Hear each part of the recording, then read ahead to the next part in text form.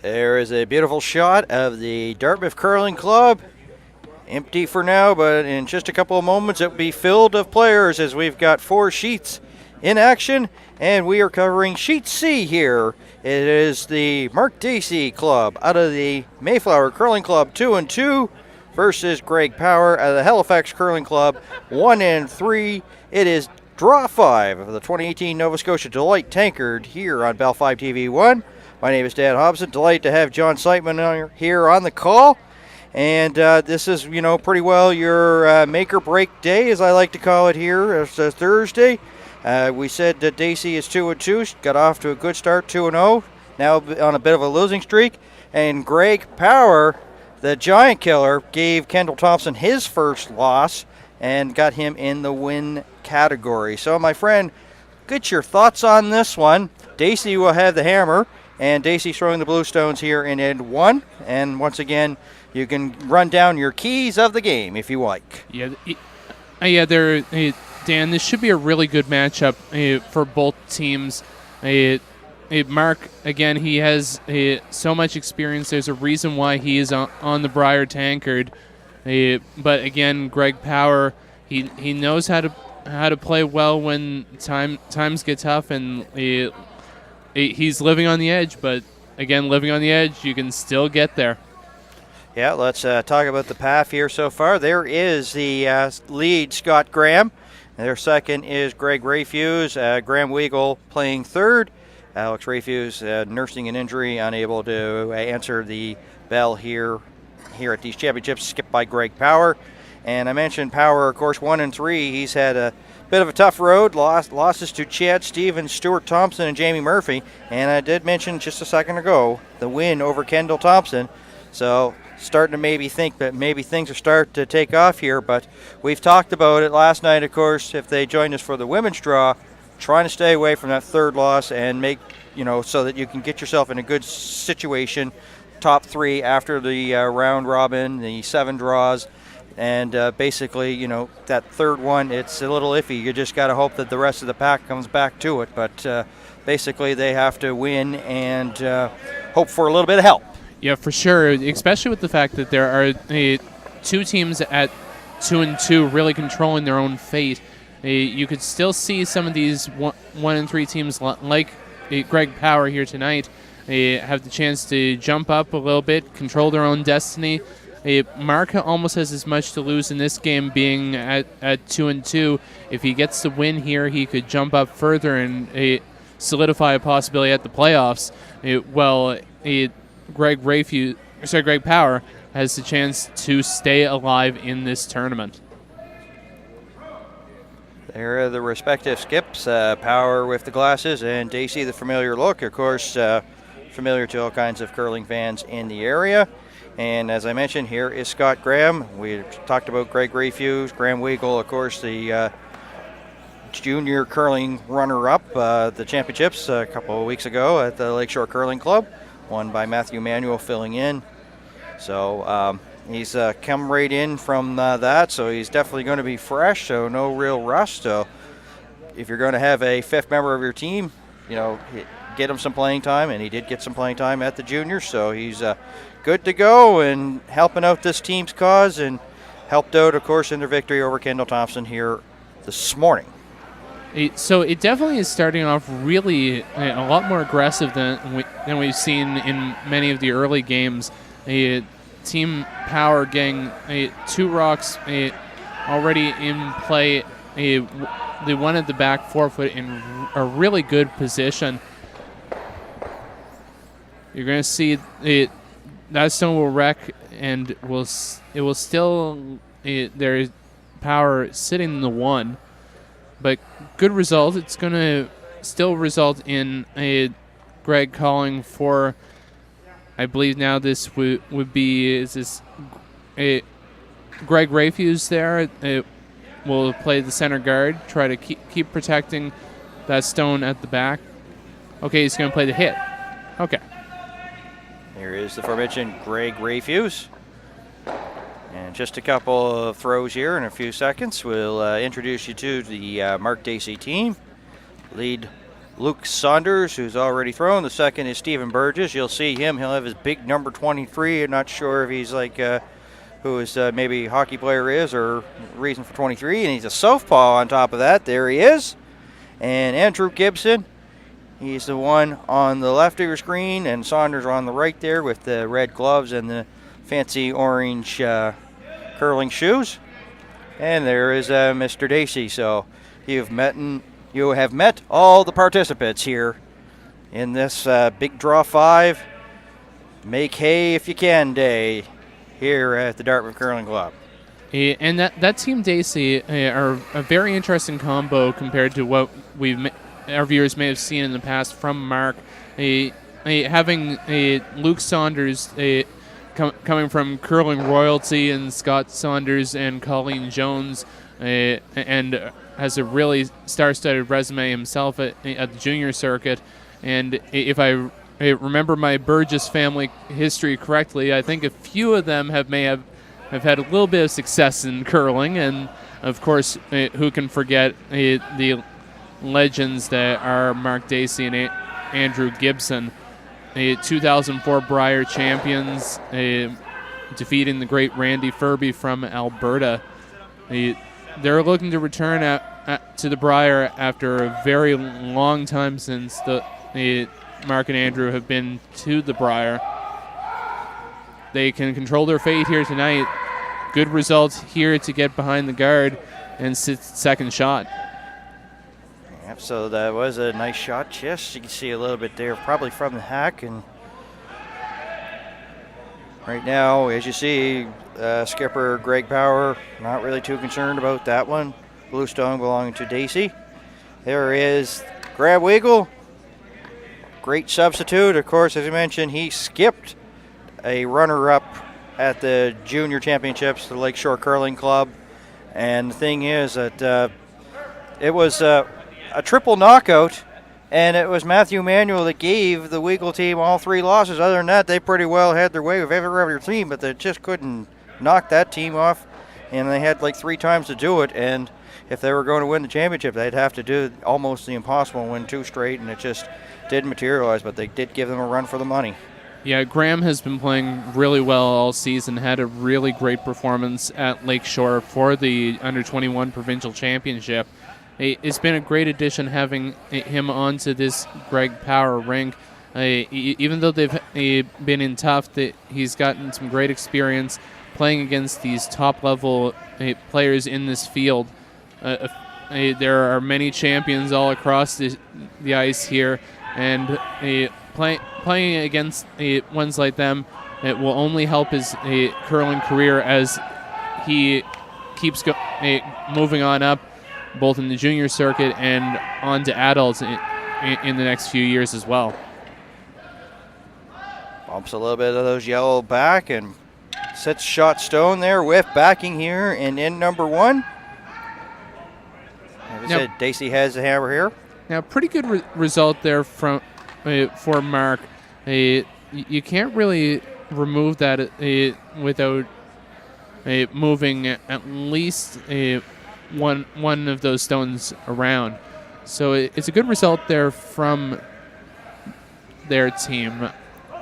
You have to get some real tap back weight and just keep pushing it back. And yeah, you pretty much if I were in that same position, you really have to play like a tap weight to get a little bit of. You still have to get some movement on your one of your ones at the back yellow, but again, if you get it just right, you can move that out.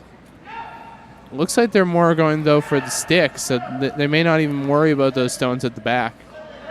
Punches it, as you say, one of the yellows goes and. Okay, that's sticks. A good result there. Yeah. There, like now, you have the yellow that that you see Mark looking at there is about half buried from what I can see. It's still open enough that you can move it, but if you don't get it just right, you'll have your shooter move toward your stone at the back of the forefoot and move it around. So you're going to see Andrew's going to try play like a freeze/tap style weight, just enough to play onto that. If you move the backing, it's fine.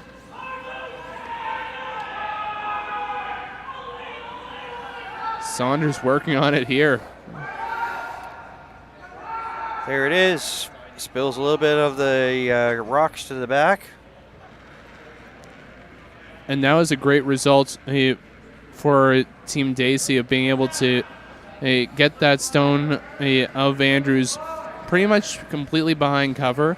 It would be a little bit more open if there was a little bit more curl, but we haven't seen as much of that so far in this event with that fine curl like you would need to get to that rock. So it pretty much forces a little bit of a more fine-tuned play for the Greg Power rink on the first skip stone. A lot of people may be tuning in right now, getting close to like 7:30 Atlantic time, wondering why we're still in the first inning. We had a little bit of delays of starting. Nothing in terms of technical here on our side. It has to do with the tournament side. Things just running a little bit late here on the here for draw 5. So glad everybody can join us here, and to apologize, but due to matters beyond our control, we had to start this one late. Yeah, it's a very long week here at the Dartmouth Curling Club. Between the two events, you pretty much have about, if I remember my numbers correctly, probably about 14 or 16 draws pretty much between the two tournaments. And you can have one little thing can cause a whole bunch of craziness with the schedule. Power of a nice little shot there. He's the shot rock, and with lots of shrapnel in the back. That's a really good result there now, too, because you can't really get much movement around with that stone without really... It's extremely challenging. I really see probably they're going to just try to go for try to get to the nose. If you get to the nose of that stone, you're going to see the second stone, the one in the middle of that 3 yellow clump, that will also move. If you're lucky, you may get the third. I think you're at least, the goal of this shot is just to go for that single hit and stick. Anything else is a bonus.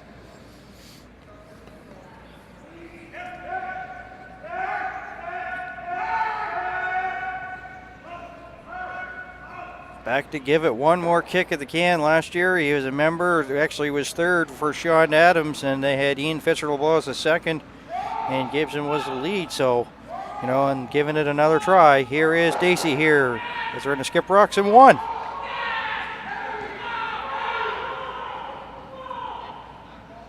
Burgess with some scrubbing here, spills out the yellow and sits there, and he's in good position, lying 3.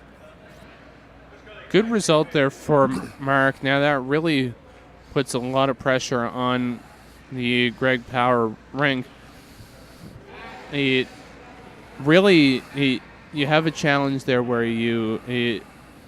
really, if I were looking at it, you almost have to try to go for more. It looks like they're looking at it at a double. I wouldn't be calling that shot. I'd probably be going more for the freeze onto the one at the back 4 foot. Just try to force a real pressure draw out of Mark Dacey this early in the game. It does look, though, like they are going to try to go for the double to try to sit their single and really put Mark under a little bit of pressure early. This one was really probably dictated by the fact that it's a little bit early. They are still trying to get a feel for the ice, and that shot may be a little bit in an area that you probably haven't seen as much of unless you were looking at it in practice. Final stone for Greg Power here out of the Halifax Curling Club. Right now he's facing through 3 blue handle stones belonging to Mark Dacey. This one's going to need to curl here. Oh, nice one as he punches at least 2 blue, and that gives him a little bit of breathing room for the time being. And you can see from there, shot rock too. So, yeah, great heads-up sweep in there from Graham and Rayfuse, being able to just take that little bit of a patient style to their sweep and understand that it's going to go somehow. You just got to take the time to let it move. It got a good result for them, and it forces a shot out of Mark Dacey.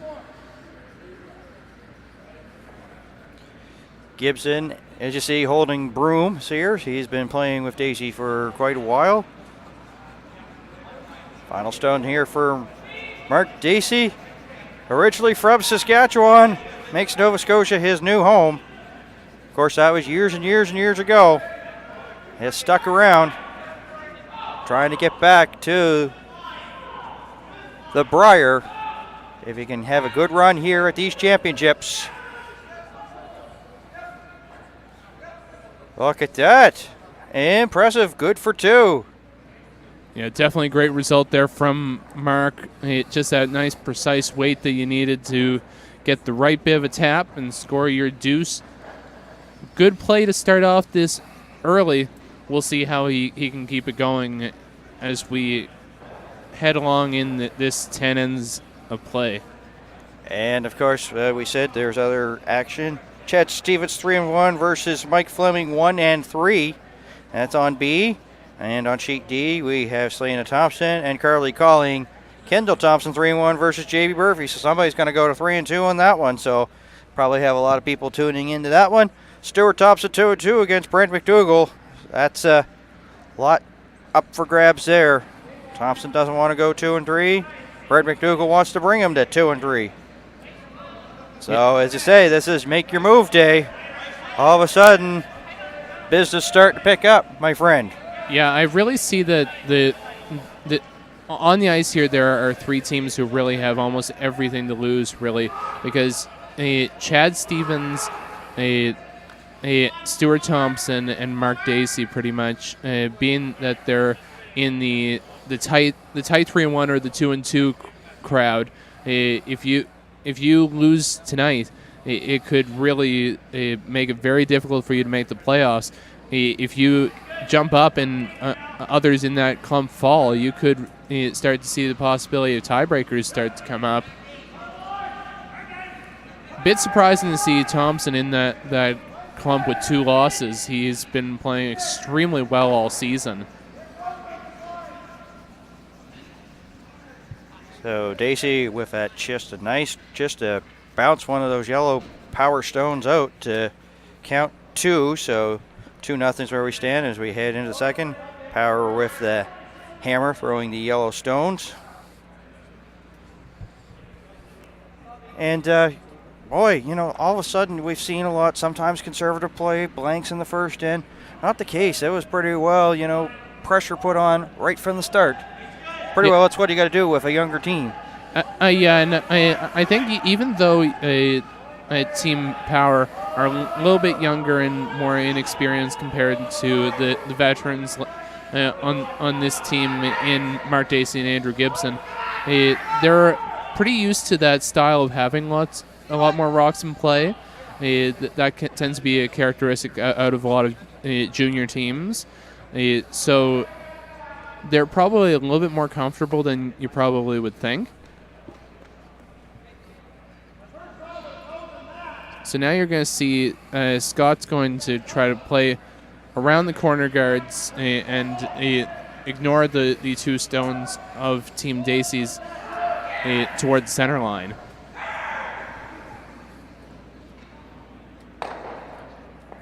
Scores from the other sheet. Sheet B, Stevens off to a good start, 2-0 over Fleming. They are in number 2. Kendall Thompson, feel like saying a basketball term, for 3 as he gets 3 in the first. 3-0 over Jamie Murphy. And Stuart Thompson gets his deuce, 2-0 over McDougall. You kind of think that the way that it's going pretty well from sheet to sheet, the boys are, they've got their big boy pants on. They're ready to play today. Yeah, for sure, especially with the fact that, as you've said, it is pretty much moving day where teams can either solidify their spot in the playoffs or get knocked out, being that it is a draw 5 now. If you get a win here tonight, it makes your life a whole lot easier come Championship Friday.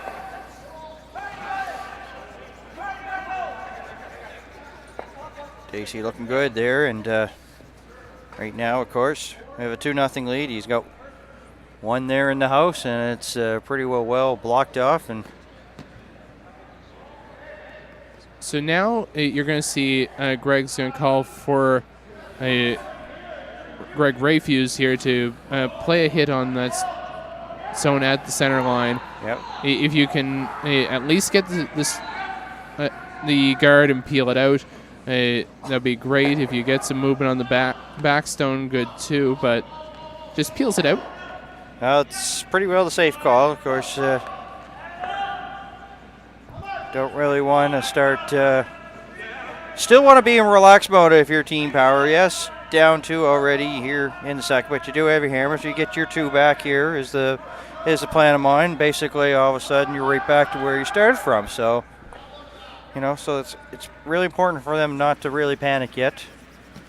Yeah, and there's no reason to panic this early, being that these are a little bit longer games compared to what they're used to playing on the World Curling Tour circuit.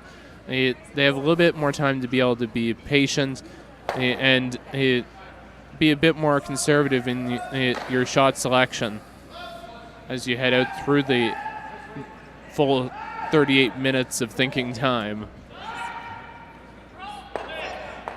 Burgess, of course,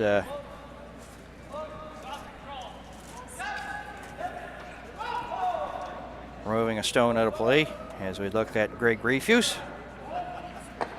So ideal result here, Greg wants to try to hit the stone at the top of the 4-foot and roll. He's going to go the other way, so that does leave it open.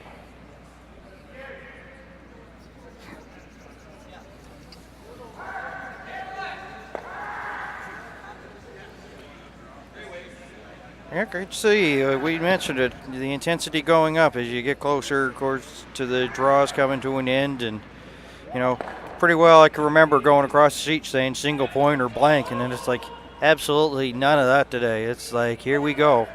We're going to make our move. We got to do it. And if we could put some pressure on our opposition early, why not? And everybody's doing it, so you can sort of tell if you didn't come to play today, it's you're in trouble.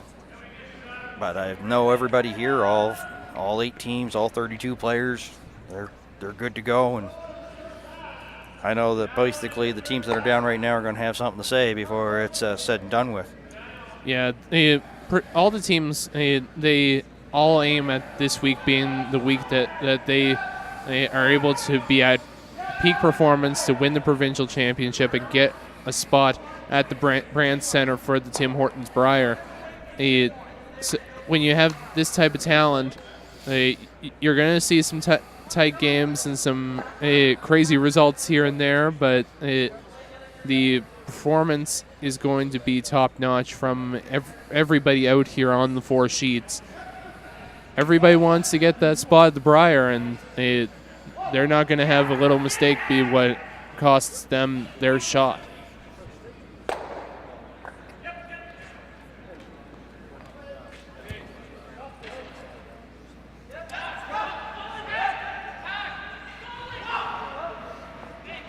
So Andrew's now going to play an intern draw, try to come down to that stone of Greg Powers at the back of the 8-foot. You can get a little bit of movement, which would get a result which could be 2 or 3.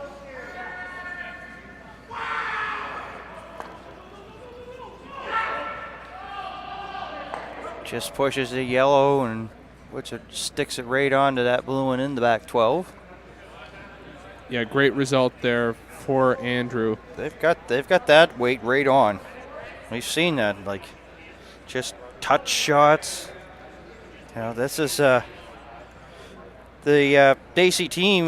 They're I have to say that their championship so far streaky because they started off with 2 wins. Now they're at 2 losses, but they're looking pretty good. And you know, whatever they talked about after their last draw, their last game that they played, they might have fixed some of the adjustments, and they're back on a roll again. Yeah, and you kind of see that sometimes with Mark. He tends to be one of those ones that likes to live on the edge a little bit. Sometimes play a bit of the underdog card. He's done it in the past when he's been at the Brier, and has done it a few times here at the provincial level. Even though he is a former national champion with a whole lot of experience to boot.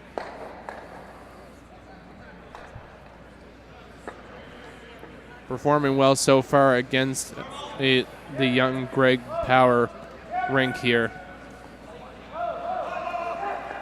Yeah, you said they are a young team. We also talked about it. Everybody right around the 22 to 24 years of age. Graham Weigel, who's the third, 18. Greg Powers, the oldest, at 32. So you can see they are a team that is up and coming, going to have a great experience here.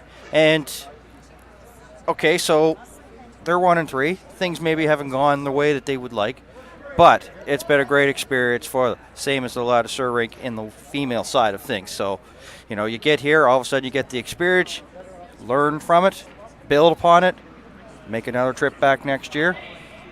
Could be in the plans. And honestly, the way I see it coming into these draws, though Greg Power is at 1-3, honestly, sometimes the 1-3 teams in an event like this can be the most dangerous teams out on the ice because they're able to be a little bit more relaxed because either way they have nothing to lose. That as long as they can do their best as much as they can. Okay. Yeah, I think they threw the wrong colored stone. I'm looking at it like, okay, this is kind of weird because I have it as Powered yellow and Dacey is blue. Now that is something that you don't see very often. So I've had a long day, but I mean I was pretty well thinking, okay, something's not right here.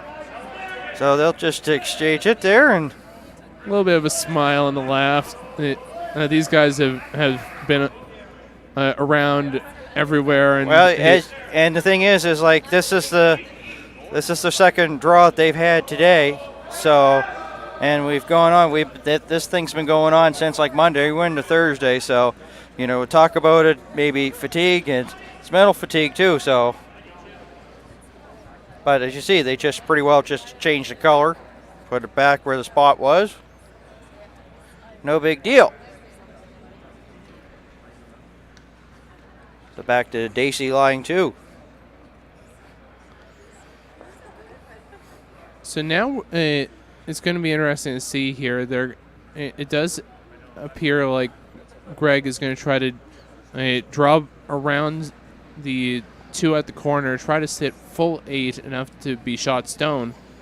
It's a very precise draw.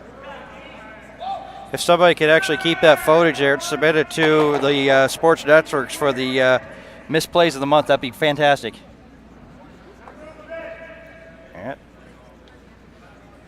Well, that happens. They'll have a little bit of a laugh after the game once they get back up here and following the game. Well, that didn't really change much in progress there because they were lying 2 before the throw there from the power team, and it's still that way. And that was definitely not the type of miss that Greg wanted to have happen. Now this gives the opportunity that you're probably going to see Mark try to play a little bit of a hit and flop style shot, just enough to get that stone at the back of the 8-foot out, try to move over around behind cover.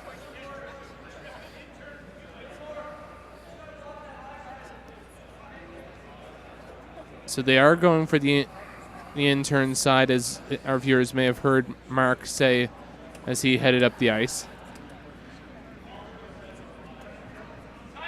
Updating things from Sheet B, Stevens, Fleming with a single point, so 2-1. Both of those teams are the Mayflower Curling Club. And we mentioned that Stevens 3-1, Fleming 1-3. They did make an interesting lineup change, the team Fleming. They actually had Ouellette the skip this morning, and Fleming went to third rock.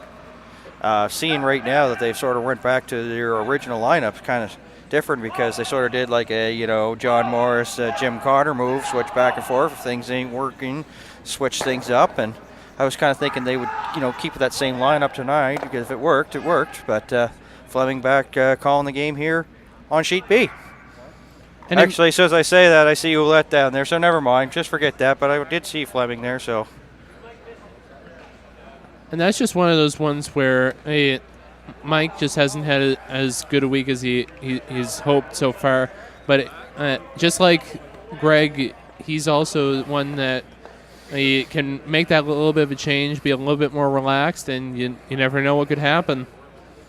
Still in tough against a very strong Chad Stevens rink without Hammer in the third.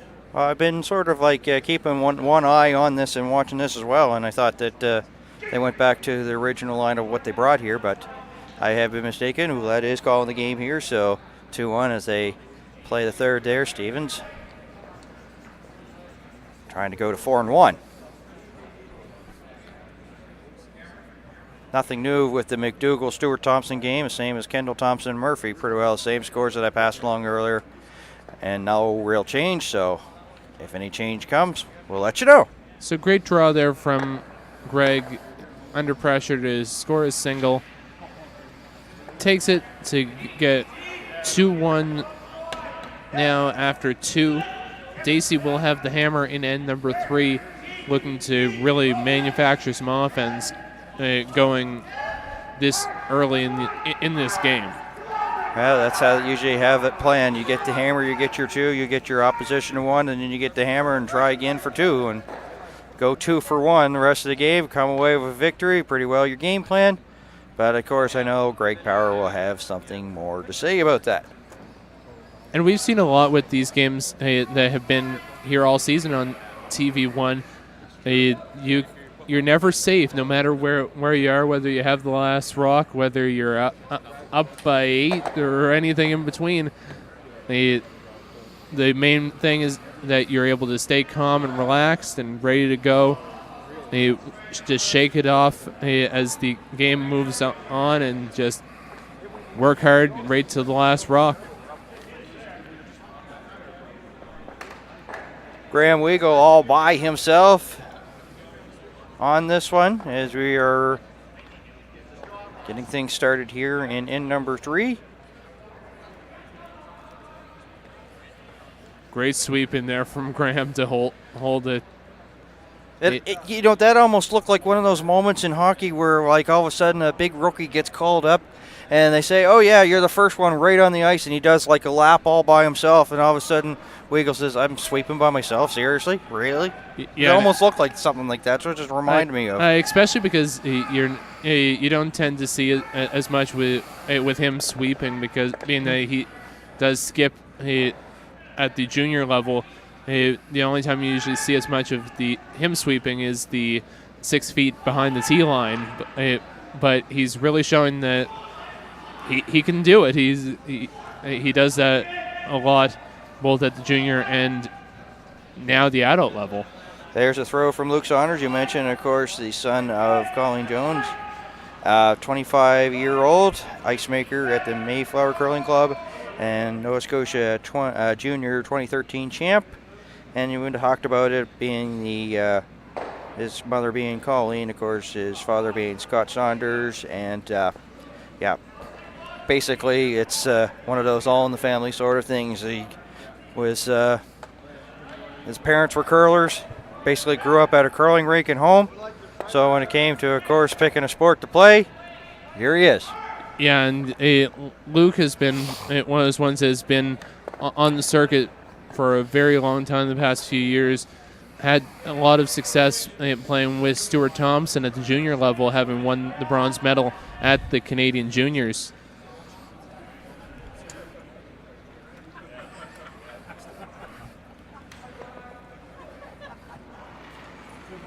I think we're getting a few laughs there from the scorekeepers, and I think I see Alex over there also teasing us a little bit. Boy, I just would like to know what they're talking about. May not be able to pass it along to the viewers at home watching online, but I just... We'll leave it up to interpretation, what they think you that get it is. chirped a lot here for some reason. Like, we were over there the other sheet, and they were doing, crowd was picking on you. That's what happens when you do some commentary at your home club. Are we going to have to get you a phone booth there, protect you from some of these people so, that they don't pick on you and all this stuff? Maybe some security on the way out after the game. Well, if you give me a good amount of financial money, I guess I could be your security. Oh boy! I promise you, I'll offer you good security. Of course, you could hire like a security agency. So the Shyster Security Agency, they won't rip you off. I mean, make a lot of money there for them. So let's get back to the game here. So, you ever hear that term? Rip you off and make a lot of money there for you, sort of mentality. Yeah, let's get back to it, bud. Yeah, Greg's just gonna play a little bit of a tap, get some of those moving. It does get a little bit of a better separation of those stones from Mark Dacey. It was a good setup shot, and you'll probably see a little bit more weight on the next stone from Greg Powers' rink. So Mark probably sees that and is thinking about whether he needs to protect it or not. So he's going to go for the hit on the stone at the edge of the forefoot of Greg's. Try to sit the 3.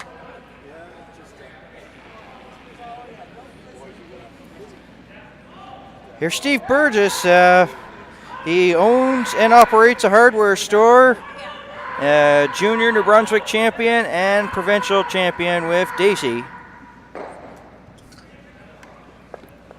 Yeah, Steven's so therefore, we been there a while. don't have to worry about getting you a telephone booth. We could just ask him and ask Mr. Burgess to provide us with some lumber, and we could build you sort of your little protective hut there. Yeah, Steven's been around a while, and I'm sure some of our viewers would probably know a little bit of that name from a few teams here and there. It seems pretty much if you're in the Burgess family, you're an elite level curler right from birth, and many would probably know Carly, Andrew Burgess, Peter Burgess, Craig Burgess, and pretty much every other one of the Burgess family from up there in Truro.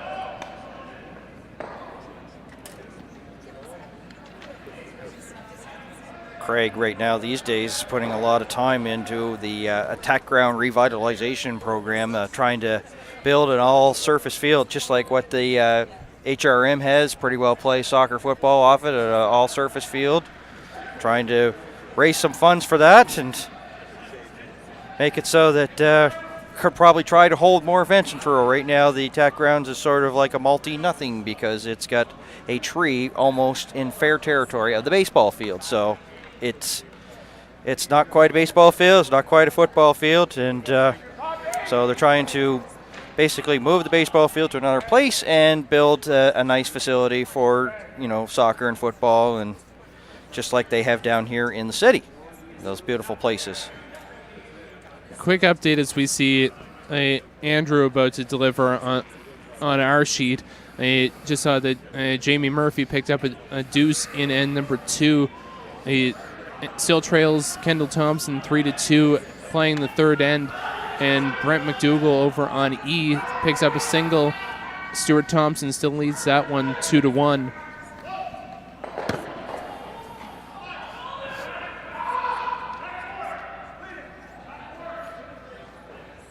Bumps the blue back.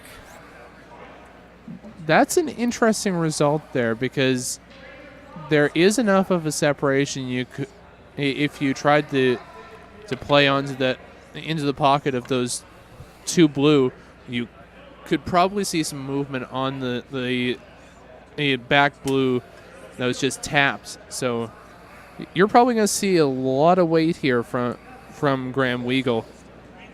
As our viewers know, he can throw it. Yeah, you put that right on cue. Here comes a missile on its way from Graham Weigel. Shebang, there goes, spilling the blues. They tried to get that third one out there. They got a little bit of brushing on it, but pretty well not enough to get it out there. But nice shot from Weigel, and sits 2. Yeah, it was one of those results that, though he did make the shot as I think they kind of hoped, he was a little bit thin on it. If you were able to get a little bit more of the top stone on that double, you probably could have gotten all 3. But still good results. It's 2, one of them relatively buried. Makes it a bit more challenging for Andrew.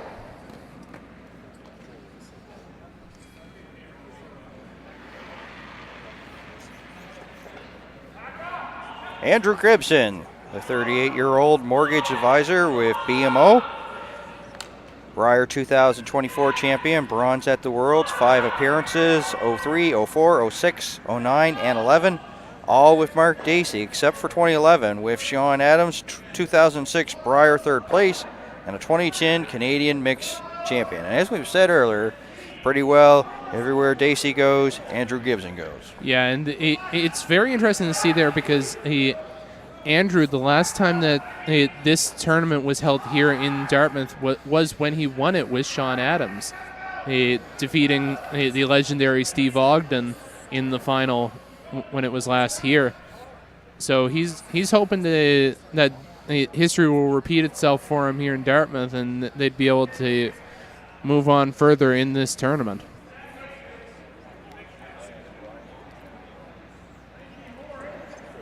Well, he had a nice shot there on his last one, Graham Weigel. See if he's got one once again. This one's going to be a little bit more fine-tuned. You're probably going to see they're going to try to play a little bit of a tap on theirs. If they can get this moving just right, it would really put them in a good position. Well, but sweepers are working on this one. It's all over it. Yeah, you said it. Pitcher there to tell a story, and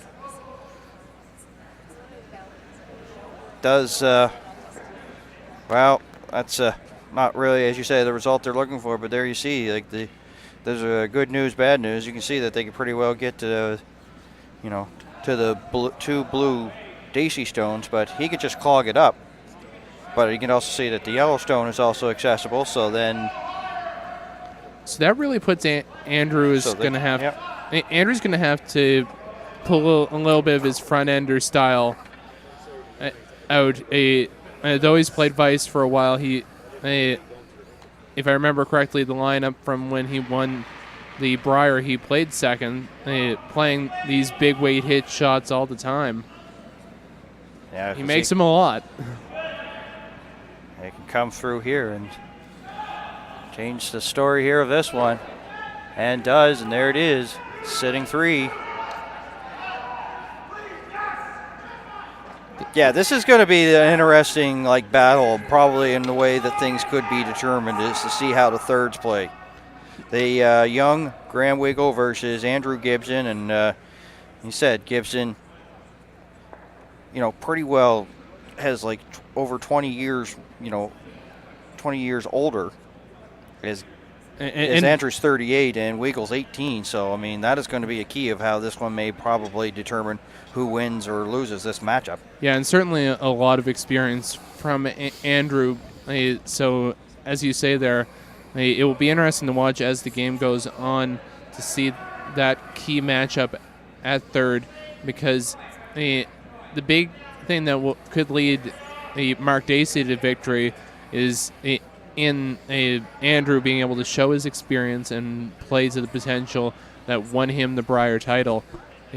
Graham, being that he's coming off a very strong record at the under-21s, if he can keep his strong streak of really consistent play alive, it could be what could keep Greg Power in this tournament and make this whole event a whole lot more interesting.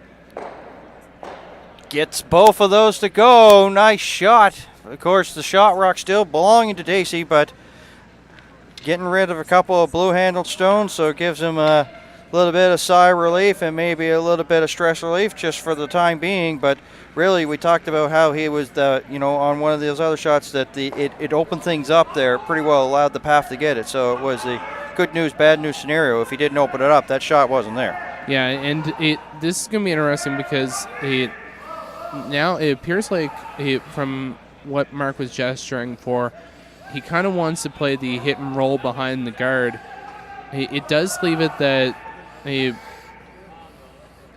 would leave Greg a run back probably, which would be the main shot where he'd have to take the yellow that is just above the blue and run it back in onto what will end up being 2 blue, as long as Mark makes it the way that he should. Just past the 8 o'clock hour here on the east coast of Canada. You're tuning in to the 2018 Nova Scotia Deloitte Tankard here in Bell 5 TV1, draw number 5.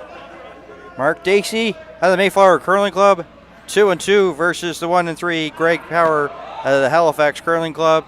My name's Dan Hobson, alongside the ever popular John Slightman. Glad to bring this one to you here on a Thursday night.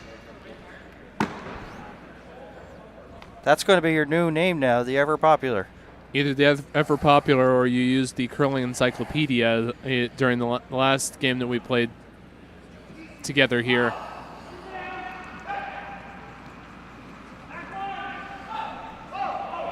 So as we expected, looks like Mark's going for the hit and roll. Stevens working on this as much as he can, trying to hold the line. It's going to hit a lot thinner than he had hoped. But there's the Brier champion that Mark Dacey is, getting the good plan B and sits 2.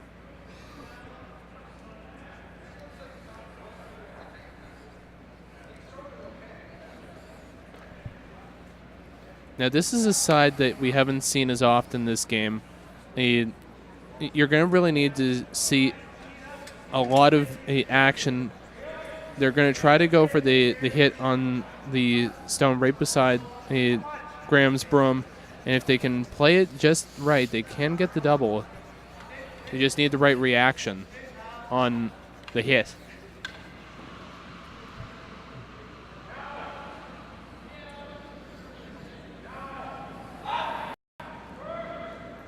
Final stone here for Power in number 3. Sweeper's not touching it. Yeah, big bomb on its way here. Moves and touches that blue one in more, so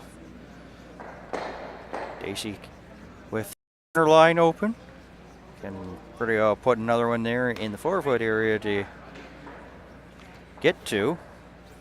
Honestly, I if it were me, I would probably not even go near it. Really, you're buried right in. I'd be more looking at the potential of guarding it up. Then it forces Greg to go over to the other side, which he hasn't played yet, as far as I can remember. He's been more on the other side. Make it a little bit more challenging on the last rock.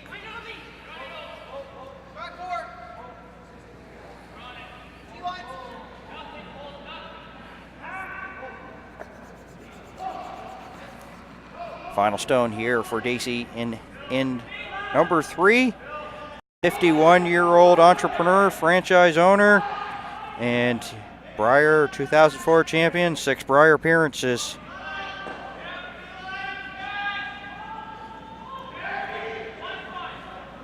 Luke doing the sweeping here.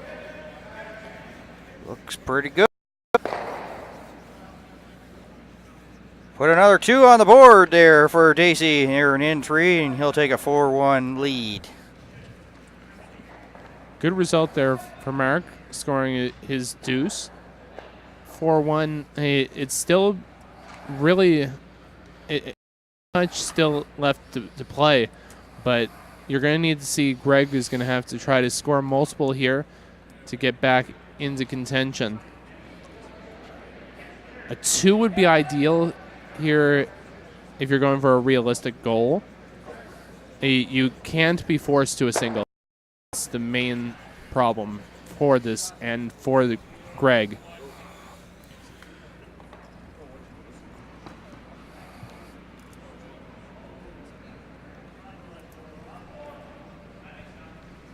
Blank in 3 between Stevens and Fleming, so it's still 2-1 Stevens over Fleming.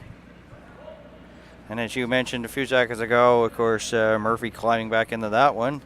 Have a funny feeling that could be a high-scoring one, 3-2. As they play on sheet D. Stuart Thompson in 3, so it's 4-1 as he plays Brent McDougall. And in number 4. So pretty well everybody's on pace. That's good. Yeah, for sure. All 4 games are still really tight, even with the little bit of a lopsided score line so far after just 3 ends of play here. These two teams, the interesting thing, they've only played each other once this season, and it was at the Bud Light Men's Cash Spiel, and it was a 7-6 win for Greg Power over Mark Dacey. So you are going to expect some pretty tight play as you advance on further in this game.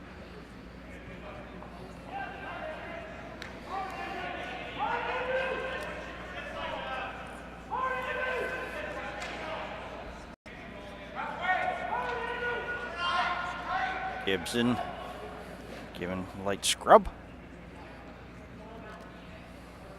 A little bit of that sweeping style that we've seen a lot the past few years. It's been revolutionized pretty much. Within 2 years, you pretty much went from never seeing anybody sweeping that style to pretty much everybody at the high-level competitive circuit pretty much has to know how to sweep that way in order to be effective. Once again, pressure on here on this team, upcoming team of Greg Power. There he is. Sets the broom down, so we'll get a chance to meet this team Power here. Starting with the lead, Scott Graham. There he is, the 22-year-old. The 14 years of curling. A student at St. Mary's University, 4th year BA in Criminology, 2017 Nova Scotia Junior Provincial Runner-Up, 3 AUS and 2 CIS appearances with the Huskies. They have a fantastic coach in Bill Fletcher. Thinking of law enforcement as a career, makes tick shots with peel weight, and he says 10% of the time. Yeah, Scott has been around for a long time. I actually was very fortunate when I started curling at the high school level with the Auburn Drive Eagles. Scott was skipping the mixed team, and boy, he's one of the most consistent shot makers I've gotten to see over the past few years. It's been interesting seeing his transition once he's gone on to the adult circuit, moving from skipping to leading.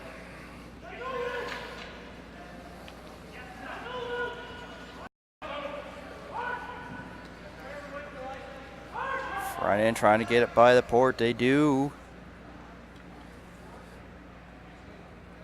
Very well. A guard on a guard there, and this one's in the house. And pretty well lined up. Straight.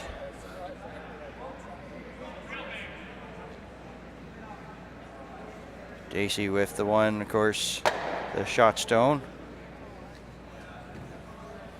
So now you're going to probably see a little bit of movement now on that guard. Probably, if I were guessing, you're going to see a little bit of hard weight here from Greg Rayfuse, trying to get some movement. Probably more of a almost tick shot style play here at second stone. Just move it by some light tapish weight.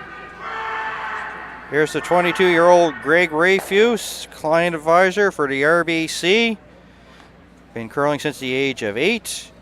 Plans to move up in a career in banking. Special talent, can sleep well in airplanes.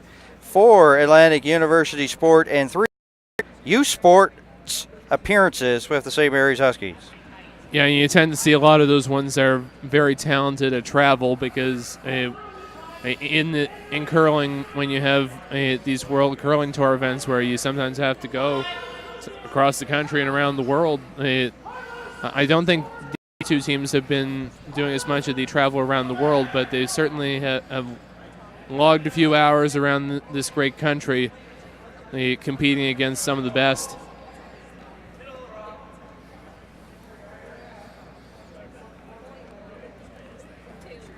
It's interesting. They're kind of one spot there. If there was ever a music going on, it was we saw the reaction there of Greg. You know, like the twitch of the head, if there ever was. Putting that thinking cap on here.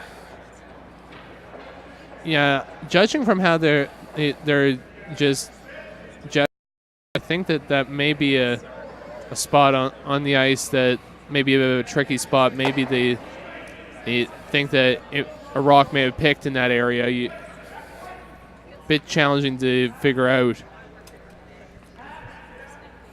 You make an excellent point, because we had the Brothers Arsenal game on this sheet, and just as I was leaving the rink this afternoon, so was Jill Brothers, and she was her and her husband were there, and they were talking to a fan, a friend of theirs, and she was saying about the picks, and we never realized it. We didn't hear them saying about it, but she says some rocks were picking, so you have a really good point that picks and maybe a little tricky spots on the ice. So some of the stones may be giving teams a little bit fits. Yeah, it can be a bit challenging there. From what I've heard, they've been trying to, during this event, they've been trying to sand the stones a little bit, try to get a little bit more curl out of them. And sometimes when you have a little bit of a more smooth running surface, it can really produce some challenges. Even the most subtle of picks can be what can cause major changes in the ice and some nervous times for the teams.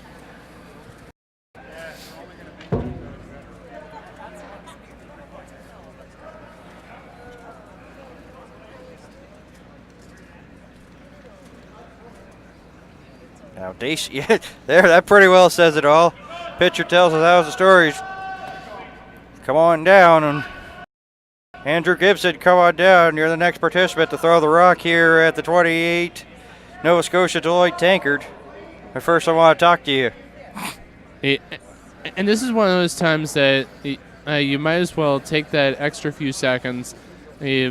Mark and Andrew know each other so well, and many years together, and having won a Brier together, that if Mark sees that type of puzzled look on Andrew's face, you know something's up. And in curling, though there is a physical aspect to the game, as you always see, there is very much a mental aspect that if you're not confident in the shot that your skip is calling you to throw, chances are it's going to be very challenging to make it.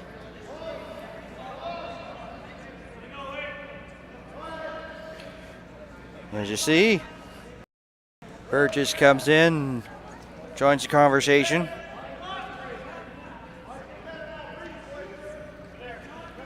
So, you see it? What would you do? What would you call? Where would you put it? Putting you on the spot here, the ever popular John Slightman. Yeah, this is one of those interesting ones here. I think they had originally looked at the possibility of guarding it up on that side, which would still be an okay result. I think they've now leaned more toward drawing in on the other side. Either way, there's some good options out there. If it were me, probably have gone more for a guard and try to force the issue for Team Power to make the shot on the other side. But Mark obviously opting to try to put one in first and put on to play a tough side that has been a little bit challenging for both teams. Constant communication here at ice level.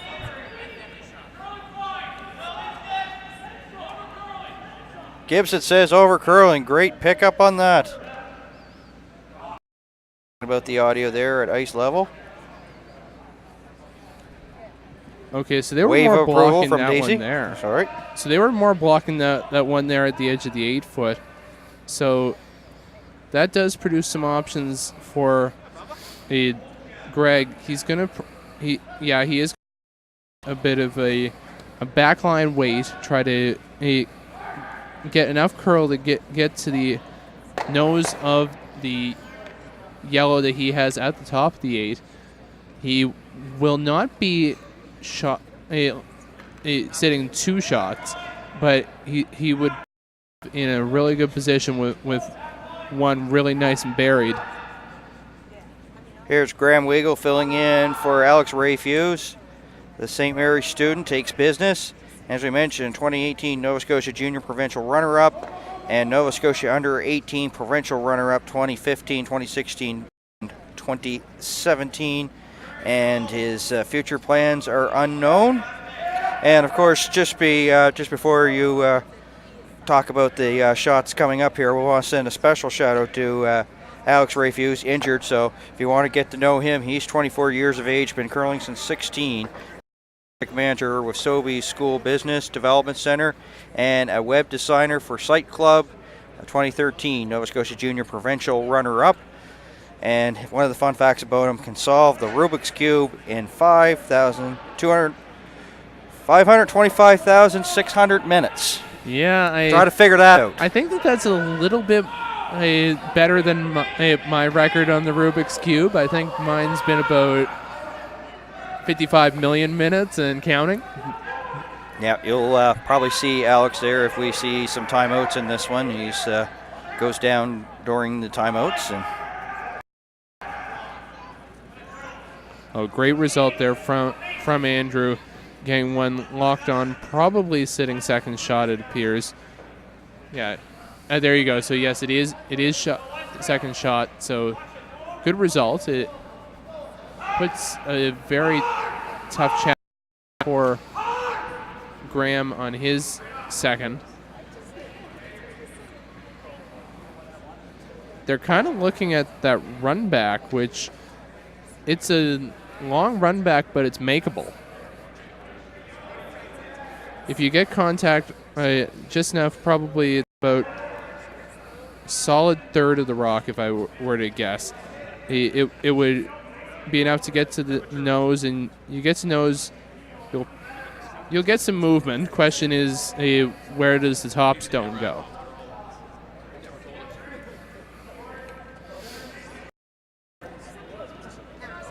Yeah.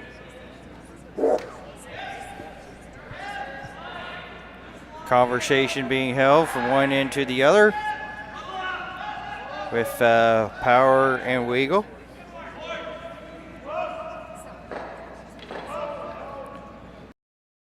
Threw a missile earlier in this game. Here's another one on its way here from Graham Weagle. Nothing laid onto it as a brush yet. Oh, he just blew by. Yeah, it was probably just a little bit too heavy there. If he was able to have a hair less weight, it would have been enough to get a little bit more curl to get to that solid third that they needed to make the shot. Gotta love the aggressiveness, John, because he's not afraid to throw that big weight, seeing it at the juniors and carrying it over here in a backup roll. And it's just one He's of those. got a howitzer. You've seen it. He's one of those ones that Graham has excelled at for many years on the junior circuit. Timeout called, and boy, just as soon as I plug Mr. Alex Rayfuse, he's going to be coming in your picture in just a few seconds as we have our first timeout called.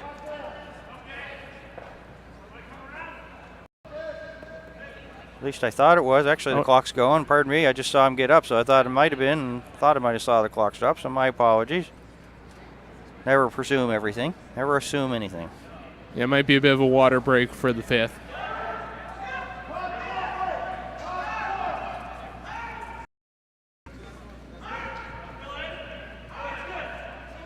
Just to jump the gun on that one. Allowed to make one mistake or two mistakes a night. Now I've got my quota, so I have to be pretty well perfect the rest of the night. Yeah, I'm sure the viewers will expect that. I'll keep you on your toes, sir. If you're the ever popular John Slightman, that makes me Mr. Perfect Dan Hobson. We got it covered.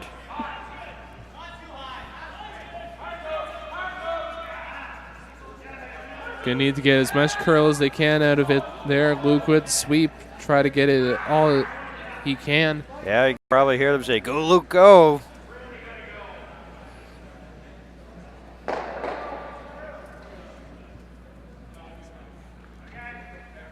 Man, all I've really got to say, if you look at that screen right there, is, John, what a mess.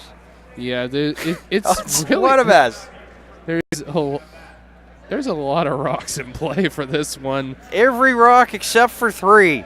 Yeah, and it's like you really have to be extra precise on any shot that you go for. I think this may be nuts. I almost in off here on their own. Like it's challenging because you can't play direct on to try to move the top blue at the 4-foot, but if you play the in off, you can get it at just the right angle that the back one goes, and probably the side one moves a little bit more ideal. So I think that's what they were putting the broom down for. So you could see some big weight from the skip.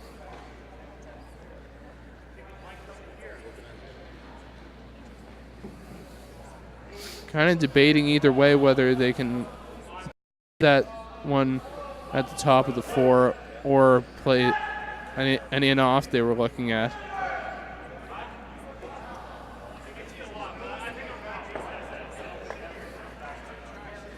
Greg Refuse, and now you see Scott Graham going to come down and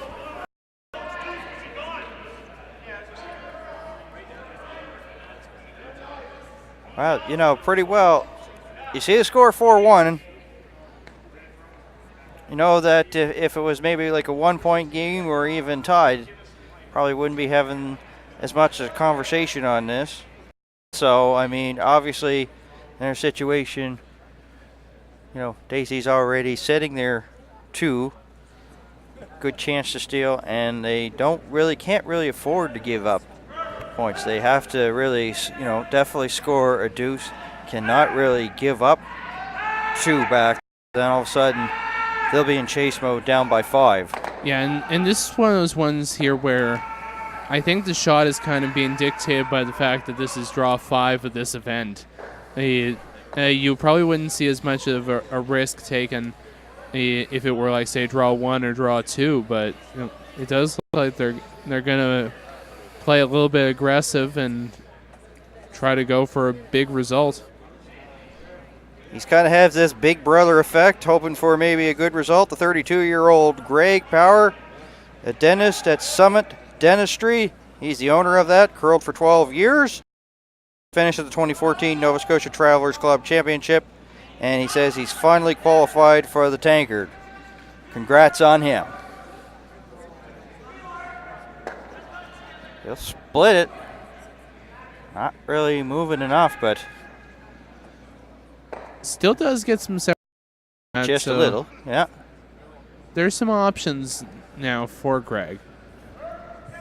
Yeah, as you mentioned there, they finally got into the Tankard after many years of trying.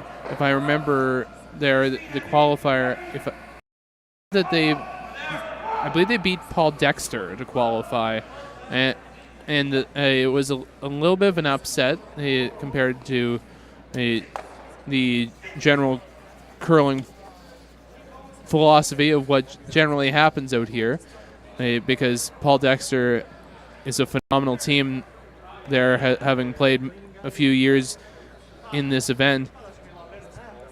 But again, Power showing that he can join this field of 8 and win when he needed it. He did win as the C qualifier, so he did show that he can play clutch when he needs it. Yeah, and he grew up in North Sydney, couldn't find a club to play in regular, so he pretty well made one in the basement, and basically used some of his even though he's not an engineer, but he's used some of his thinking philosophy, accurate dimensions, and basically in his basement built something and used rollerblades to slide through with upside down bucket over a bowling ball. So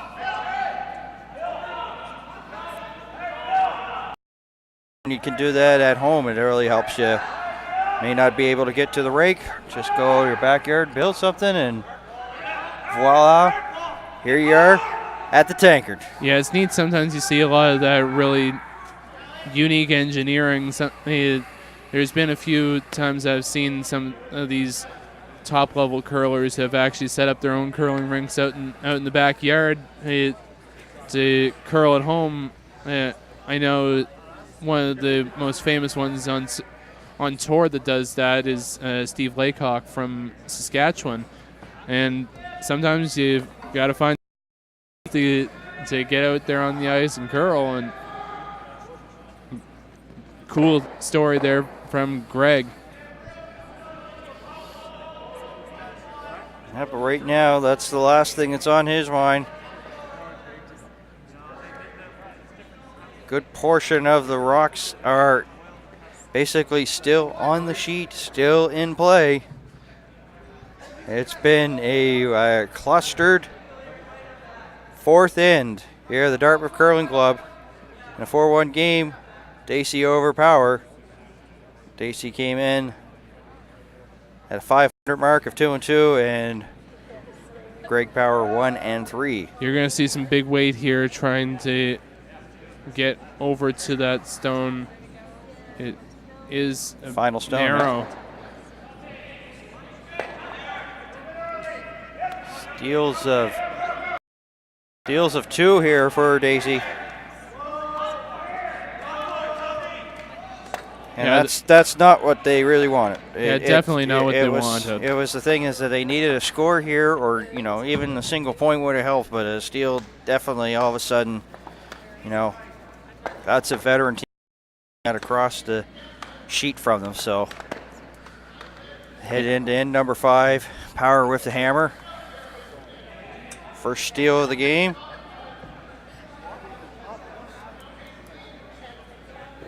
Yeah, and it's one of those ones that I think Greg kind of that when it get away from him a little bit, a bit too much rocks in play, and sometimes just keeping it simple is what can make a big difference.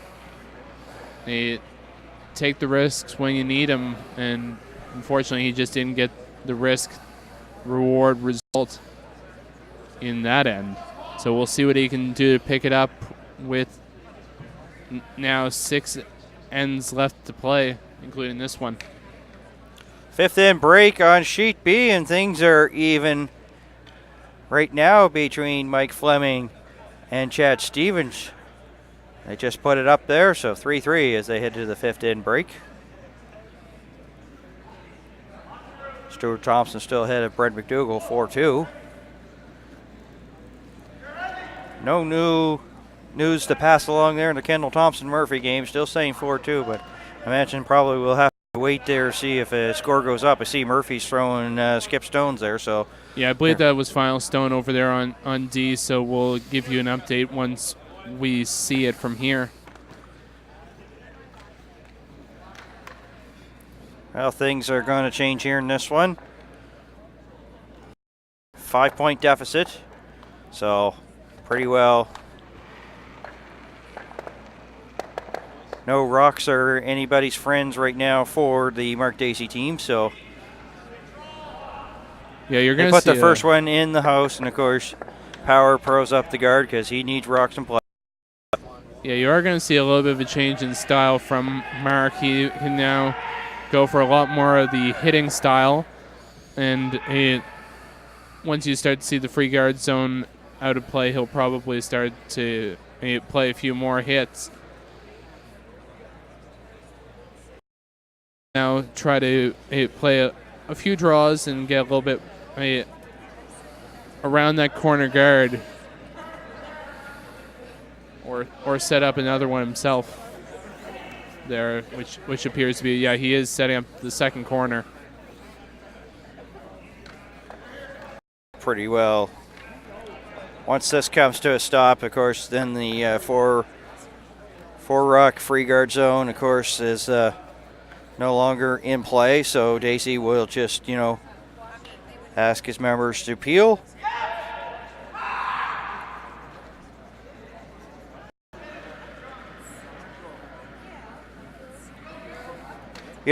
Greg Power was coming in here with such great momentum because I was calling him Greg Power, the giant killer, because Kendall Thompson was the only team left undefeated, and he beat them this morning.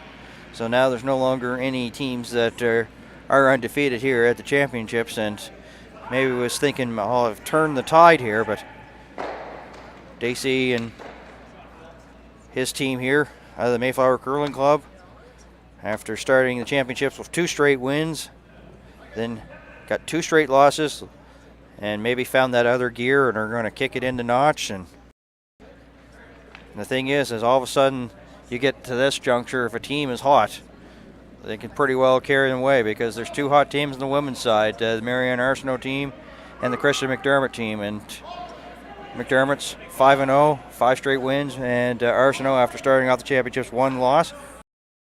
Then.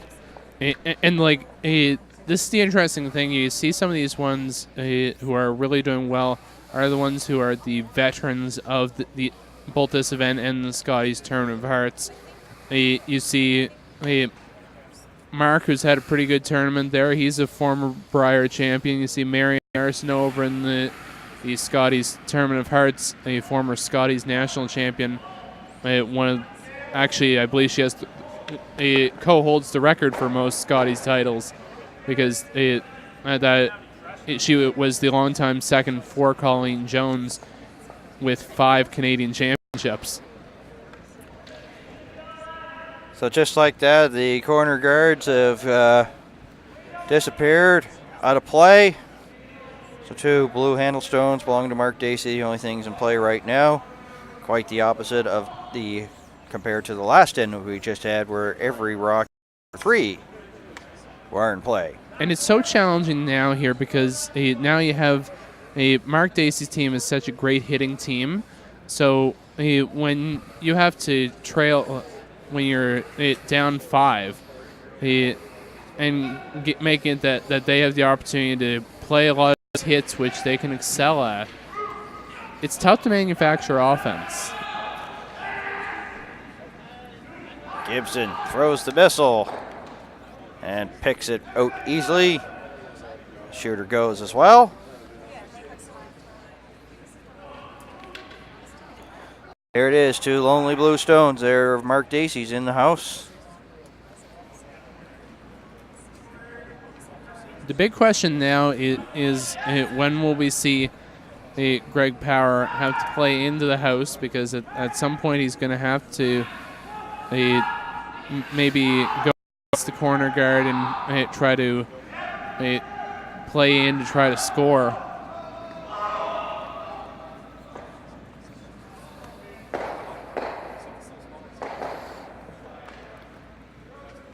Another guard and gets the approval of Skip Greg Power.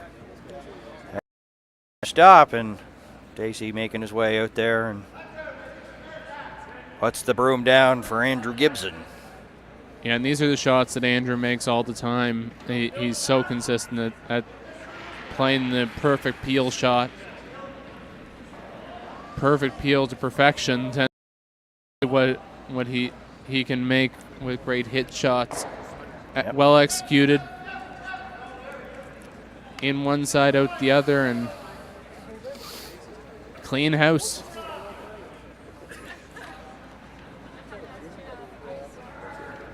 So now it looks like they've decided to go away from the corner guard. They're now going to try to draw around the 2 stones there of Team Mark Dacey's. If Graham can get this into the 4-foot behind cover, it would really be a good result.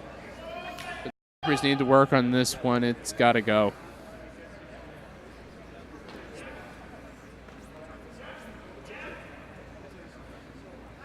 May not be able to come around, just get a piece of that blue one, but runs out of gas and comes to a stop.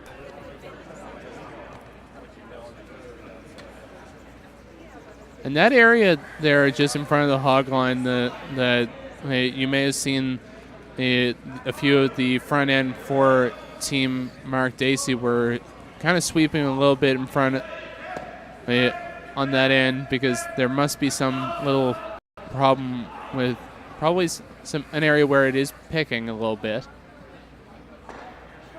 At this point in the game, you don't want a little pick to cause a big change in momentum.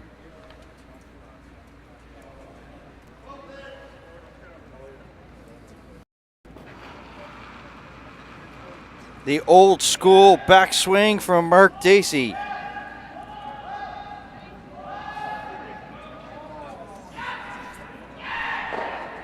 Punches the yellow, gets a little bit of a roll to the 12-foot area, and Dacey 3 here. Late stages of end number 5. Yeah, definitely a real challenge now. I kind of think you almost have to. I think they're trying to go for more of a freezer-ish shot, or play a hit onto that 2 clump. If it were me right now, with the fact that you need to manufacture some offense, I think you kind of need to play to the back left-hand corner of the 4-foot behind cover. Then it opens up the possibility of getting your multiple. If you play a hit, you really have no real protection, and any potential guarding stone that would be put up would be removed by Mark Dacey.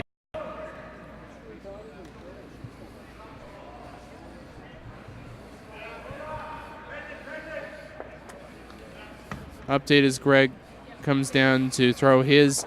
Jamie Murphy scores his single in end number 4 over on our other feature game with Selena Jones. As it's 4-3 for Kendall Thompson playing end number 5. Pretty tight game going there between 2 of the province's best. Yeah, got off to a good start there for Kendall Thompson, getting 3 in the first, but clawing his way back, but that's what championship teams do. Find a way to get back. Big power. Well, at least push one of those blue back. But see, now the thing that is the real challenge is that you're going to see Mark will play the out-turn hit onto that stone. And now really you've pretty much made it that all you can score is 1. Because now you're going to have to now draw a biting the, you'd pretty much have to bite the forefoot for your single point, facing 4. When draws have been giving you trouble so far this game, it can be a challenge for Greg Power to score the big shot when he needs it here. Luke Saunders going hard right down to the broom as physically possible, sweeping that one out of as soon as it was released out of Dacey's hands. Nose hit, and count them there. 1, 2, 3, 4, all belonging to Dacey here in 5. So now pretty self-explanatory. Greg Power needs to draw to bite the forefoot to score his single. It's going to be a tough uphill climb after the 5th end break, but as we all know, anything can happen once you get to the second half of a 10-end game of curling.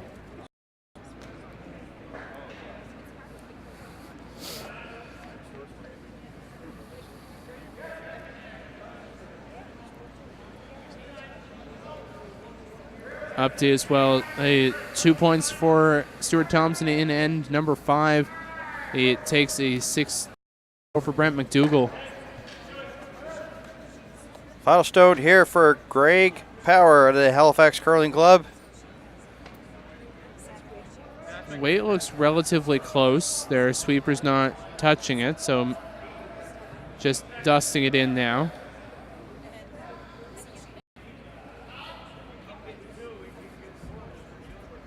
And puts the brakes on the back forward to get a single point.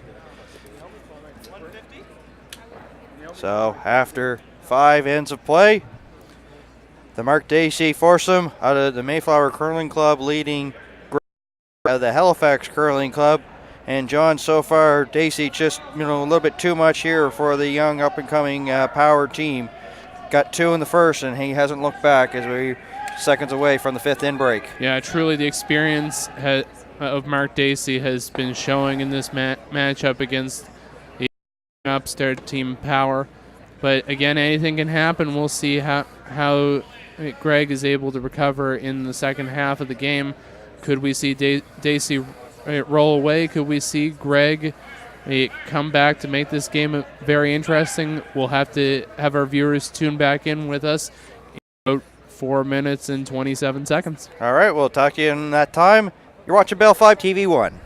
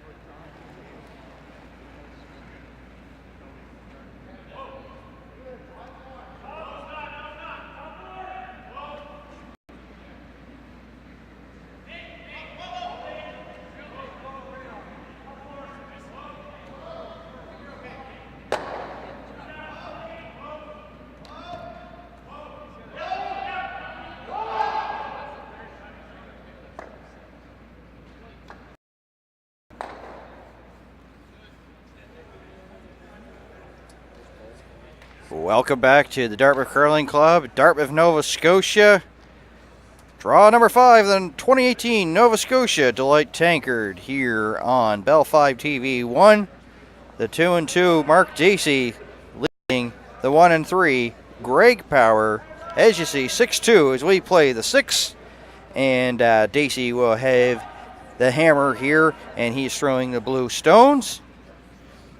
And John, it's we said just before the break that it's just been all Dacey. He got his 2 there in the first back, and you know, you were talking to some of your buddies because, well, you are the ever popular John Seitman, and they were basically saying anything can happen. So, of course, a 4-point deficit, not where the Power wants to be, but hoping to claw back, and if you can claw back and get close right to the end there, you may be able to pull it out, but it's easier said than done, my friend. Yeah, it's definitely easier said than done here. You really need to focus on trying to steal this end. Put a lot more pressure on Mark Dacey. Again, being the fact that he is one of the most experienced players in this field, having again been the only one in this current era to have won the big one at the national level. You really are in tough when playing a guy like Mark and his very strong team here. Bloom will come to a rest just right on the tee line. So this is pretty well the plan. Dacey, of course, will put his in the house, and Power, of course, needs rocks. Another guard on its way in the hands of Scott Graham. Yeah, it looks pretty good there from Scott. Needs to wait just to get over and off in between the AMJ Campbell logo, just over the hog line there, right to the center, and gets a good result on that stone.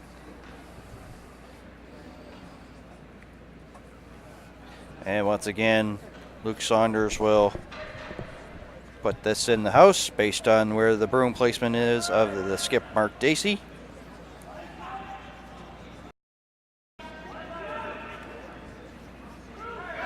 That's a good weight here from Luke. Yeah, you talked about the Team Dacey winning the Dave Jones Curling Cash Spiel back in October. So of course that gave them some points and helped them. They still had to go through the qualifier, but they were having a pretty good time on the World Tour. 17 wins and 19 losses. And you talked about the Dave Jones. Well, they had 2 fifth-place finishes. One of them was at the Arena Challenge to curling to Gatineau, so in Gatineau, Quebec, and at the Jim Sullivan Curling Classic in New Brunswick. So 3 major events on tour, especially with the win at the Dave Jones Cash Spiel over at the Mayflower. They really have shown their experience all season.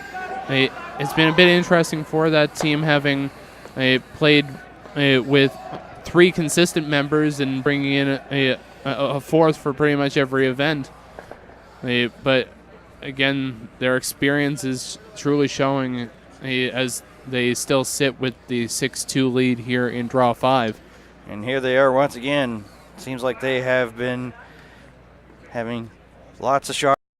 Case in point right now, 2 already belong in the house, and now, of course, Power was trying to look for places to hide, and given the responsibility of preventing places to hide is in the hands here of Stephen Burgess. Almost tried to get some of those spillage there. He noses it, so there's but it's out there long, so it kind of helps, but it kind of doesn't. Yeah, so now you're going to see a play here from Greg. He's going to try to tap onto the stone of his at the top of the forefoot, get a little bit of movement to blue. He's not going to be shot stone, but it's a good setup shot for later in the end.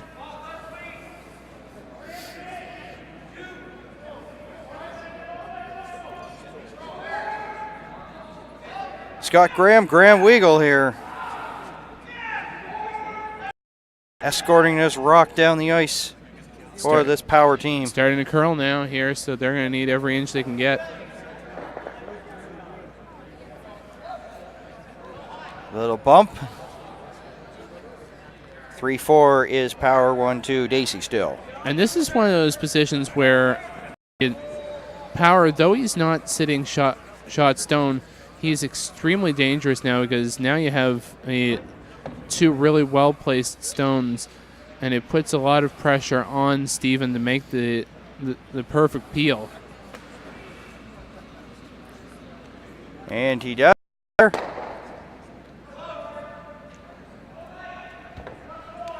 It'll be interesting to see now whether Greg goes to tap or puts up the guard again.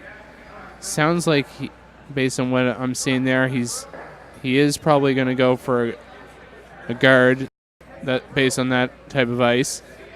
Protect the stones that he does have in the house. Yeah, the sixth in moving along pretty quickly as you expected. The score will, of course, dictate that. Lots of hits there this end. 6-2. Dacey with the hammer here in N6.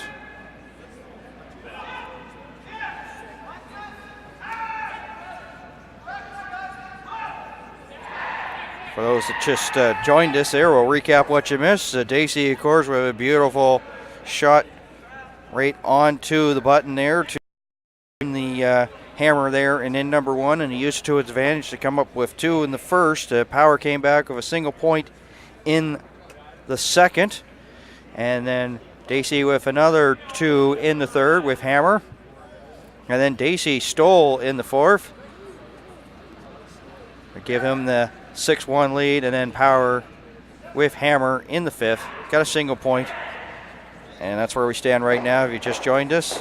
My name's Dan Hobson alongside John Simon of the Bell 5 TV1 crew. Draw number 5, the 2018 Nova Scotia Deloitte Tankard.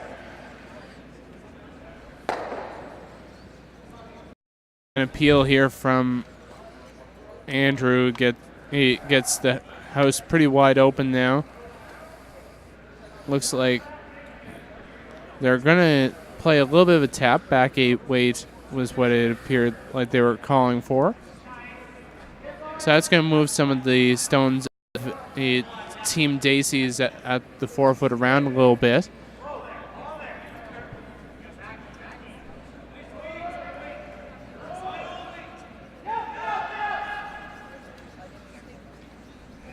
Getting over that rock to get it, to keep the line here is the front end of Greg Power, Scott Graham, and Greg Refuse. As you said, there's the spillage.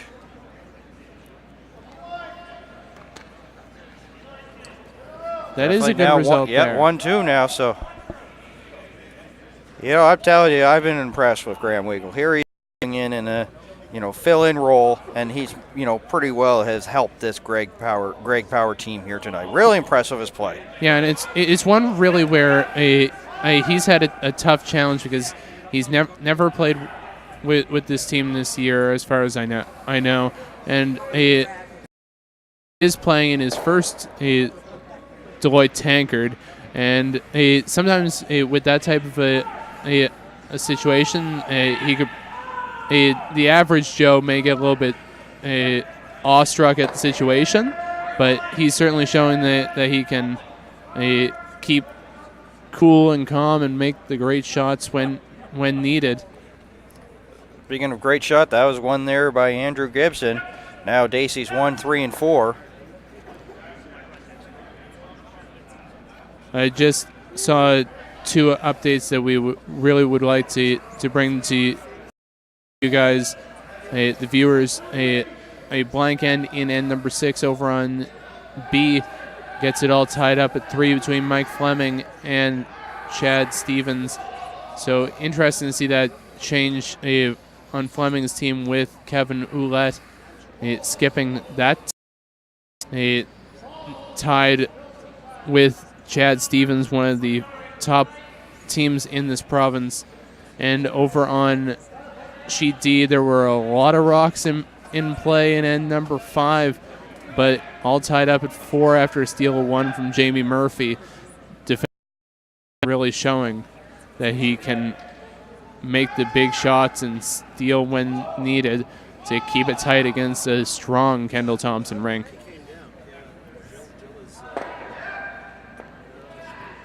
Splits some things up once again. Yeah, this is definitely starting to get interesting. There's a lot more rocks in play for Greg Power than probably Mark Dacey was hoping to have. Yeah, you were talking about the updates on Stevens and Fleming. You know, both games on B&D, they started out like gangbusters. Stevens with 2 in the first, and now that lead has evaporated. And the same for Kendall Thompson. Started off with 3 in the first, and that lead has evaporated. As we said, we pretty well said they're going to be starting like gangbusters and climb their way back. And so kudos to all the teams participating on B&D for keeping it tie, I guess. You know, Thompson, as I said, with the 3, and then the comeback of Murphy. That's really to be expected. Stevens, of course, getting up 2-0, but the change that I think that the Fleming team has made is working out very well. But they were actually trailing to Brett McDougall by 6 and came back as they started getting steals in the 8th, 9th, and 10th to win. Yeah, this is kind of what you really expect out of a draw here on a draw 5. Teams are really playing with purpose as they try to get playoff contention or keep themselves in.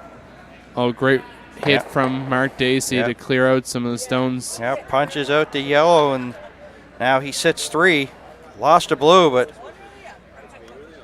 got to give up a little to get something greater. You know, they use the term in basketball, passing up the good shot for the great shot, and there it was. Great shot as he has 3, sitting 3 here, the 6.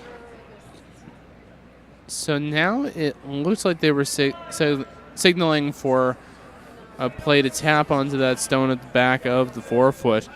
They're going to need to execute some pretty patient sweeping to try to get it past that top yellow of their own. You really can't have it move without having a really tough result later.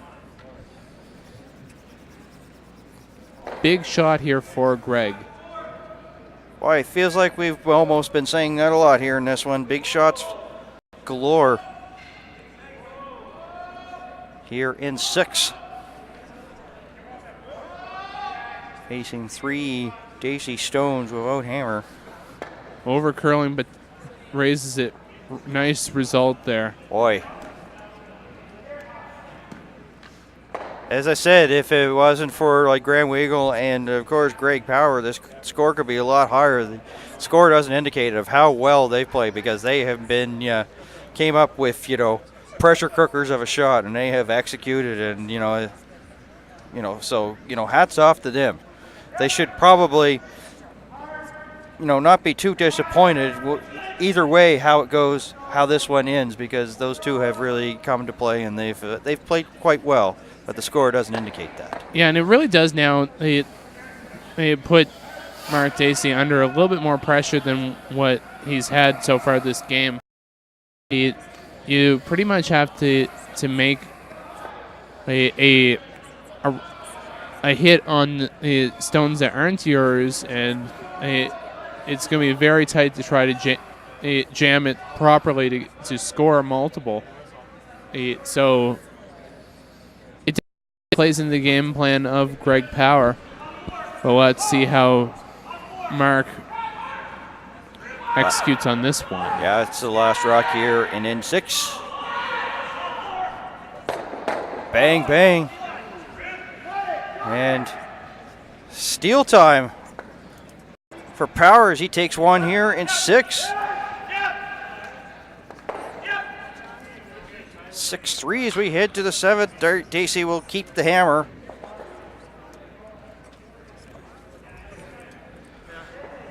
And that's one of those great results there for Greg Power. Though running the steal train or trying to force Mark Dacey to a single point, it makes it a lot more interesting now, being that he's only down by 3 without hammer. You could either see him steal again, or you could see a force in this end, and then you'd have 2 back-to-back hammers in 8 and 10 if you split the 3 ends remaining after this end. So good opportunities for Greg to manufacture some offense.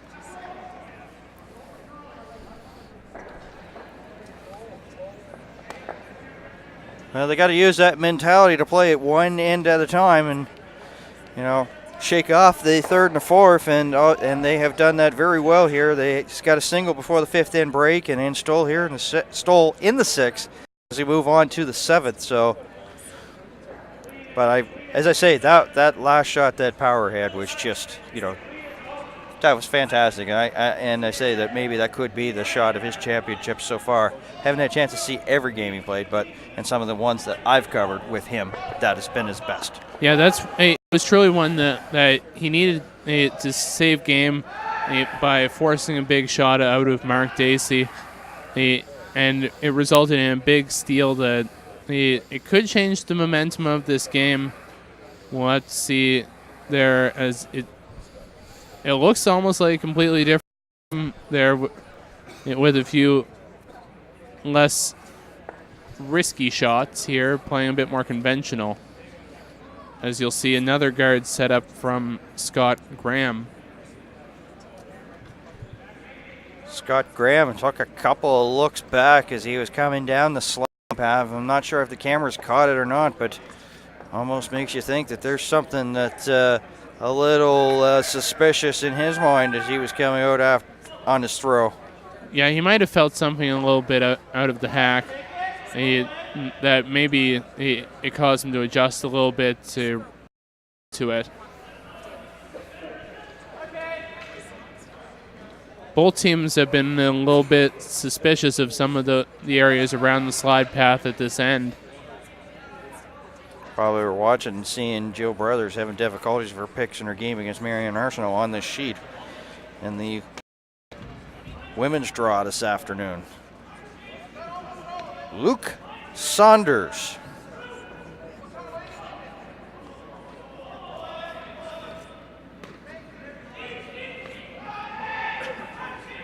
This is going to start to curl a lot here. Gives the massage there to that yellow stone there just outside the rings, and then sits right on to the other one there. So they're in the 4-foot area. So judging from where they placed it, and I think you're gonna love your favorite word of the phrase of the championship. I think they're trying to Christmas tree it to freeze to that corner. If they can get a nice corner frozen there, it will really be a good result. Sweepers have to work on it here to get it, though. Here they are, sweeping it, coming around.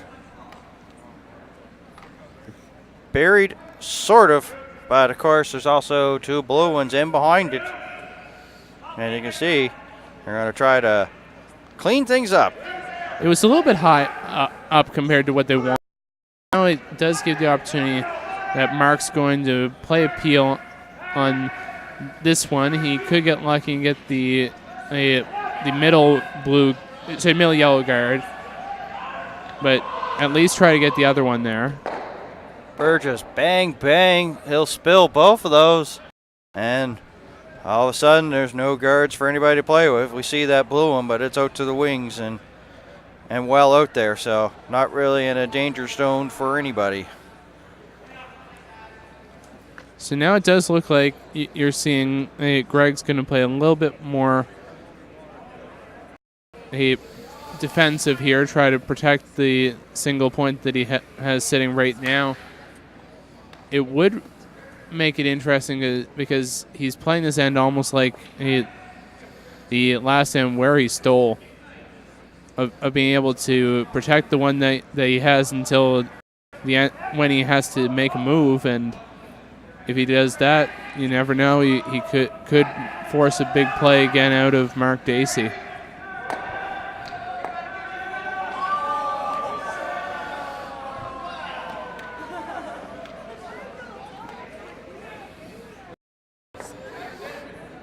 Fans reacted to a shot on one of the other sheets, and I believe that was over there on our other feature game with Selena and Carly, where Jamie Murphy showing that there's a reason why he's on that trophy and in this event so many times, making some big shots. Oh, correction, sorry, it was Kendall. Apparently, I'm being told there he had a beautiful in-off shot there. It figures. It seems like we were the only ones in the building that didn't see that shot. probably because I think we've got other things on our mind, so yeah. It's tough to stay focused. They just go, and they pretty well goes parallel with the other yellow ones as it comes to a stop. So it looks like a pair of twins there for both of these teams, pretty well close together, hand in hand as they play on here in end number 7. So now that sets up an opportunity for Andrew. He's probably going to play right into the pocket in between those two. You can get both of them moving and sit 3. That would really be a scenario which would be disastrous for Greg Power. But the least bit of a miss, a challenge for Mark Dacey. Watch the yellows go all over directions. One goes to the back, and they'll push one to the back 12.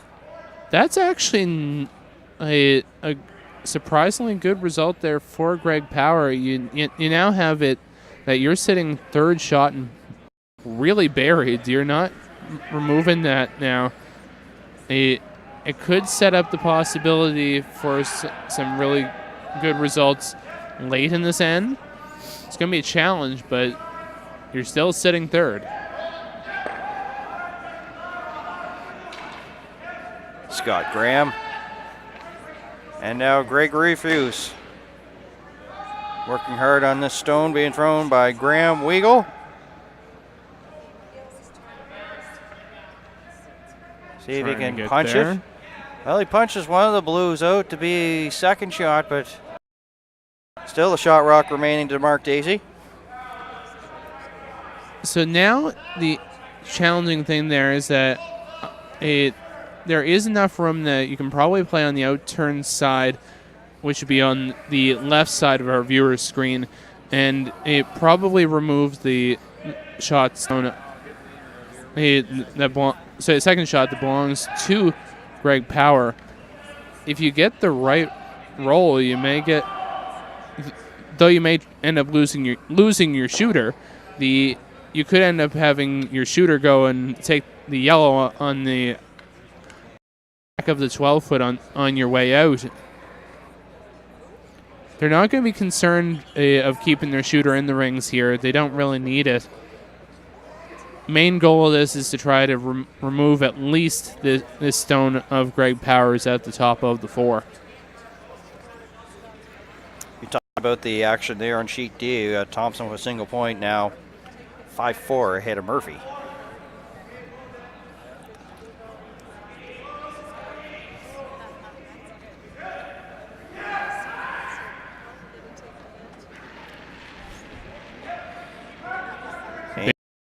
Yep. Saunders holding for line. Bangs. Gets the yellow out. Picks one of the blues as well, but he still has a shot rock that's there just touching near the back four. But with a 6-3 lead, he'll take that if he has a chance to clean things up. So now it makes it a little bit interesting because you're probably going to see, again, another freeze as I see timeout has been called by the Greg Power rink. So this time Alex is making his way down for the timeout. No, he did a couple ends ago, but clock has stopped. Yeah, good time to just take a mental reset to think about this shot.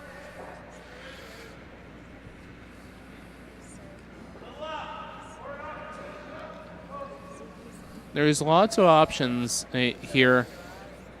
To me, I think they're probably going to have to play a freeze here. The question is, where do you freeze that it makes it a little bit more difficult on Mark Dacey to remove? Your goal is to so where I think you have to play it very close to the nose, but enough that tempts him to result in an error. I was going to say, well, if he's going to freeze to it, he has to be definitely behind it because he's in front of it. Yeah, it could make it difficult to remove. So he just, you say, can freeze either in front of it or behind it. What would you say? You probably have to be on the left side of the center line, enough to be much on a little bit off nose, is what I would say if I were the one throwing this shot. It makes it challenging to remove and puts a lot more pressure on Mark Dacey. Needs to be very precise here to get the result that they want. Well, we'll find out here as the throw from Greg Power is on its way. Here in 7. Dacey doubling Power 6-3.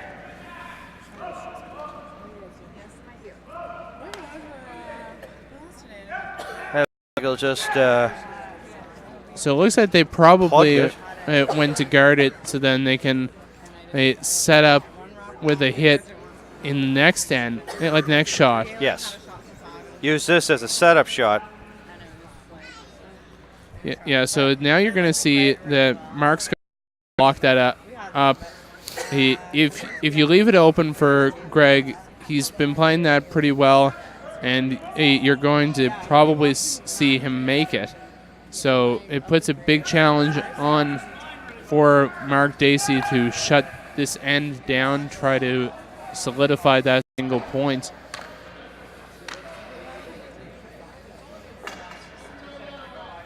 Oh, we have a final over there on sheet E. Stuart Thompson. 10-3 over Brent McDougall. Big win for the team out of the Dartmouth Curling Club to extend their record, I believe, now to 3-2.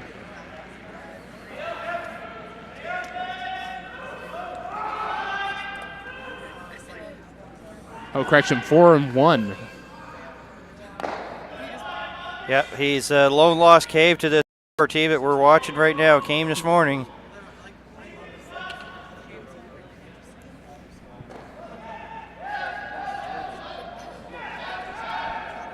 Oh, you're right. My apologies. Correction, that is 3-2. You were right. So many Thompsons. Change the stats on the fly and do your job. Yeah, I can just imagine. This is why we can't do statistician and commentate at the same time. We try. We just do too much. So, yeah, you were right. I was wrong. It could be even crazier. You could have Kendall Thompson versus Stuart Thompson with commentators Selena Thompson. And then probably have the Mr. and Mrs. Thompson, their parents all watching in the stands too, and that would make for a whole big amount of crazy names. It definitely make for great branding. All Thompsons all the time. TV1.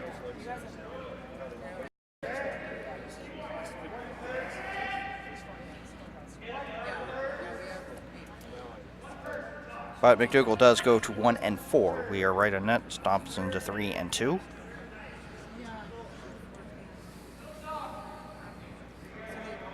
Well, just a little bit.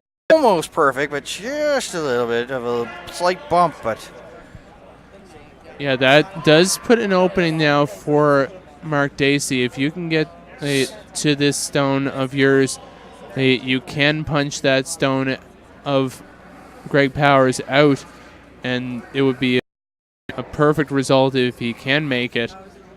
It would probably, if you stick it just right, it would be 3 points, and that would really make this game very difficult, if not potentially out of reach. But if he misses, you'd have another steal, and this is very, very tight.